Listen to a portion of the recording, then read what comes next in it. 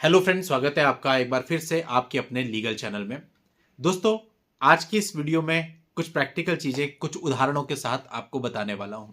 देखिए, हमारे जो क्लाइंट्स होते हैं वो देश के अलग अलग हिस्सों से होते हैं और कई बार ये होता है कि हम अपने ही किसी क्लाइंट का उदाहरण लेकर के जनमानस जन सामान्य को कुछ समझाने की कोशिश करते हैं। वो इसको अदरवाइज ना लें और ना ही दिल पे लें, क्योंकि ये केवल बाकी लोगों को समझाने के लिए है और इसमें आपकी पहचान किसी भी प्रकार से उजागर नहीं की जाती है। देखिए दोस्तों, बहुत से मामले होते हैं जहां पर स्टार्टिंग में पति को यह लगता है कि मैं पैसे नहीं दूंगा। इवन हर मामले में जहां पे आपसे अनरीजनेबल डिमांड होती है, आप यही सोचते हो मैं पैसे नहीं दूंगा और इनिशियली आप इसी प्रकार से 1 साल 2 साल केस लड़ भी लेते हो।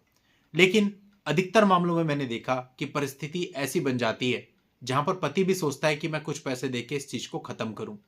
इसी प्रकार का एक केस मेरे पास पिछले काफी समय से 3 से 4 साल से चल रहा है। इसी का उदाहरण लेकर के आप सबको मैं बहुत कुछ समझाऊंगा। देखिए, पत्नी ने अपने प्लेस पर पति पर सारे केसेज करे, 498A, DV, 125 और साथ ही साथ पति पक्ष का घर भी कब्जा लिया।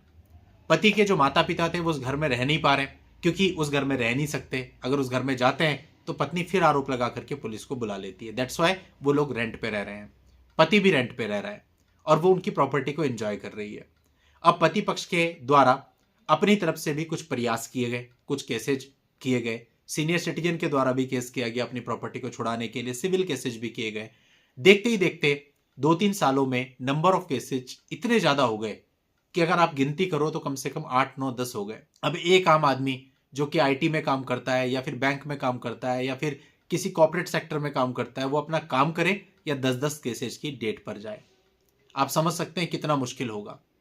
अब इतने साल हो गए तो कहीं ना कहीं पति के मन में भी आएगा कि मैं इसको निपटा लूं, क्योंकि इतने सालों में कहीं ना कहीं मेंटेनेंस का भी ऑर्डर हो जाता है। इस मामले में भी 15-16 हजार रुपए प्रति माह का ऑर्डर ऑलरेडी हो चुका है, जिसे पति दे भी रहा है और कुछ एरियर भी अभी बना हुआ है।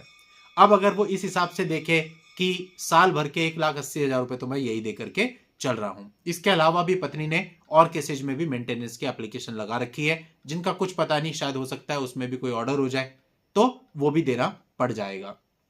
तो कहीं ना कहीं पति ने मुझे ये कहा कि साहब, मैं भी अब इससे निकलना चाहता हूं, बहुत टाइम हो चुका है।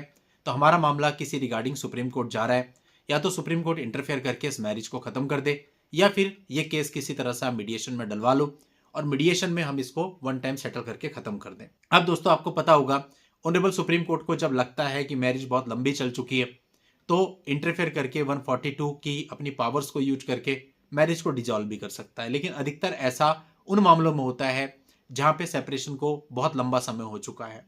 अधिकतर आपने जो भी जजमेंट देखे होंगे, किसी में 12 साल, किसी में 15, किसी में 20 और किसी में 25। लेकिन जहां पे केवल 2-3-4 साल ही आपको लड़ते हुए हैं, जनरली इस प्रकार का इंटरफेयर नहीं किया जाता है।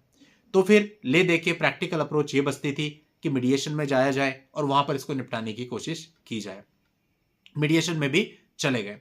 अब दोस्तों, जब आप मीडिएशन में आए हैं, अब आपकी अप्रोच बिल्कुल प्रैक्टिकल होनी चाहिए, क्योंकि आप मीडिएशन में आए हैं और सुप्रीम कोर्ट का मीडिएशन आपको बार बार नहीं मिलेगा। ठीक है, अभी किसी वजह से आप वहां तक पहुंच चुके हैं। अब पति हमसे यह कहता है कि साहब, अब मीडिएशन मेरा होने वाला है, तो मीडिएशन में मैं सोच रहा था कि मैं 2 लाख रुपए का ऑफर रख दूं। आप जितने भी लोग इस वीडियो को देख रहे हैं, क्या आप में से कोई एक व्यक्ति भी कह सकता है कि ये प्रैक्टिकल है सुप्रीम कोर्ट में? वो भी उन परिस्थितियों में जहां पर 2 लाख से ऊपर का तो आपका एरियर ही है, प्लस मंथली मेंटेनेंस आपका अलग से बंधा हुआ है, प्लस 8-8 9 केस आपके अलग से चल रहे हैं। क्या कोई भी व्यक्ति, आप दूसरे के नजरिए से सोचे, क्या इस अमाउंट पर एग्री होगा? नहीं होगा, डेफिनेटली नहीं होगा। सही गलत को एक बार को छोड़ देते हैं, लेकिन प्रैक्टिकल अप्रोच की बात करते हैं, नहीं होगा। अगर आपको यही अमाउंट बतानी थी तो आपको मीडिएशन में जाना ही नहीं चाहिए, क्योंकि मीडिएशन खारिज हो जाएगा। अमाउंट हमेशा ऐसी होगी जिस अमाउंट पर सामने वाली पार्टी भी एग्री हो। भाई ठीक है, सामने वाली पार्टी भी कहती है मुझे 30 लाख रुपए चाहिए, कोई नहीं देता आज के टाइम पे, मीडिएशन कैंसिल हो जाएगा। सामने वाली पार्टी को भी एक रीजनेबल बोलना पड़ेगा। अगर वो भी निपटाना चाहती है तो उसको बोलना पड़ेगा, साहब मेरे को 15 लाख रुपए दे दो, मैं निपटा दूंगी। अब दूसरी बात, आप 15 लाख रुपए के काउंटर में 1 लाख रुपए 2 लाख रुपए बोलोगे तो बात वहीं के वहीं खत्म हो जाएगी, उल्टा डांट अलग से पड़ेगी। तो आपको भी कोई प्रैक्टिकल अमाउंट बोलनी पड़ेगी। वो 15 कह रहे हैं तो आपको भी 6-7 तो कोट करने पड़ेंगे, आधा तो कोट करना पड़ेगा, तब जाके कहीं 8-9-10 में सेटलमेंट होता है। अगर आप लोग अपनी एक बाउंड्री बना के रखते हो और वो बाउंड्री प्रैक्टिकल नहीं है, तो फिर चाहे आप सुप्रीम कोर्ट के मीडिएशन में चले जाओ या हाई कोर्ट के मीडिएशन में, कोई फायदा नहीं है, केवल आप लोगों का टाइम खराब होगा। तो फिर तो ज्यादा बेहतर यही है कि आप लोग मेरिट पे लड़ते रहिए और आगे जाके जो भी फैसला होगा देखा जाएगा। बट अगर मीनवाइल आपका मन करता है इस चीज को निपटाने का, then you should be practical only, तभी ये निपट सकता है, अदरवाइज नहीं निपट सकता। तो फिर मैंने उनको समझाया कि साहब अगर आप ये 1-2 लाख रुपए बोलोगे तो ये वैसे ही कैंसिल हो जाएगा, अब आपको सोचना पड़ेगा, आपको अपनी तरफ से एक प्रैक्टिकल कोट देनी पड़ेगी, तब हो सकता है कि सामने वाली पार्टी भी थोड़ा बहुत निगोशिएट करके मान जाए, क्योंकि सामने वाली पार्टी प्लस में है, आपकी करोड़ों रुपए की प्रॉपर्टी उसके कब्जे में है और साथ ही इतने सारे केस चल रहे हैं, इतना एरियर बना हुआ है, मंथली भी मेंटेनेंस बना हुआ है, तो वो आपसे क्यों समझौता करे? कोई कारण तो होना चाहिए ना। ठीक है, मैं मानता हूं कि लड़की भी परेशान होगी क्योंकि इतने सारे केसेस चल रहे हैं, वो भी निपटाना चाहेगी, लेकिन फिर भी अमाउंट प्रैक्टिकल होना चाहिए। तो वीडियो का मकसद बस यही आपको बताना है कि आप इतना पैसा खर्च करके अगर आप ऊपर वाली कोर्टों तक जाते हैं ये सोच के कि मीडिएशन में जाएंगे और वहां पे निपट जाएगा, और वहां पे फिर आप इस तरह की बात करते हैं, तो आपका पैसा और समय दोनों खराब हो जाएगा, सॉल्यूशन कुछ भी नहीं निकलेगा, मीडिएशन फेल हो जाएगा। तो ऐसा करके भी कोई फायदा नहीं है। दोस्तों आज के इस वीडियो में इतना ही रखता हूं, नेक्स्ट वीडियो में नई जानकारी के साथ मैं आपसे फिर मिलूंगा। तब तक के लिए goodbye and thank you for watching, take care.